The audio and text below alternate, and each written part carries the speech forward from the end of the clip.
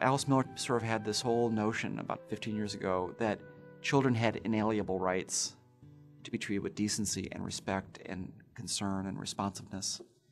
And that when those rights are violated, what comes out of that are children who are in some ways damaged or wounded or hurt, and that they carry those wounds into adulthood. And so, of course, I believe that those kind of early experiences and those key relationships, especially with parents, leave a mark. And of course, it does play out for some people in suicidal behaviors or threats or verbal behaviors. Under the most painful circumstances, often the parent at their worst, the child will be traumatized in such a way that they tend to incorporate the feelings of the aggressor.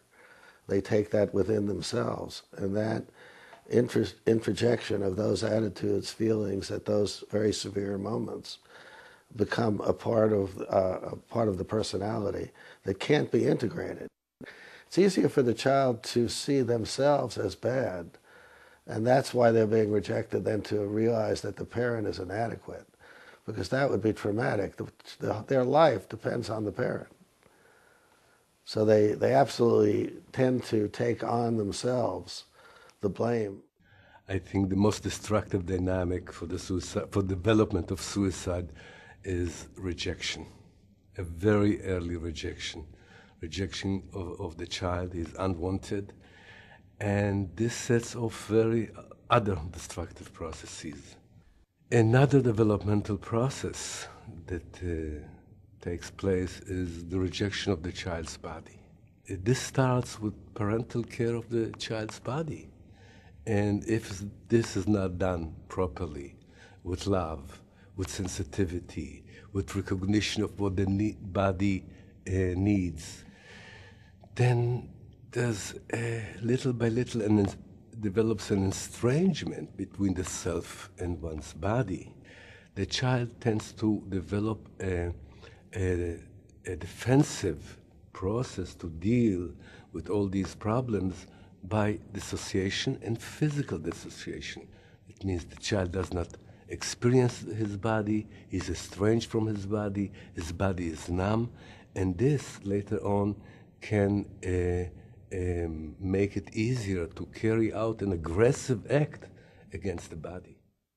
A very high tolerance for physical trauma, for physical pain through the dissociation, and a very low tolerance for mental pain. And mental pain is something that characterizes, I think, the suicidal person.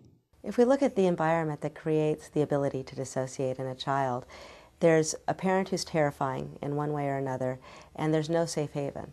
There's no other parent to go to for safety, or a grandparent, for instance, or anywhere to go. And that's when the child really learns to disconnect from themselves and learns physical dissociation as a survival mechanism to deal with what feels like an intolerable situation. Part of the problem is that the child identifies with the person that's causing them harm and picks up their attitudes, their feelings, their way of thinking about themselves. And that way of thinking then becomes an alien part of the personality. These voices play a large part in how a person lives, or limits their life, or denies themselves gratification, or challenges relationships, or destroys their closest ties. It plays a significant part.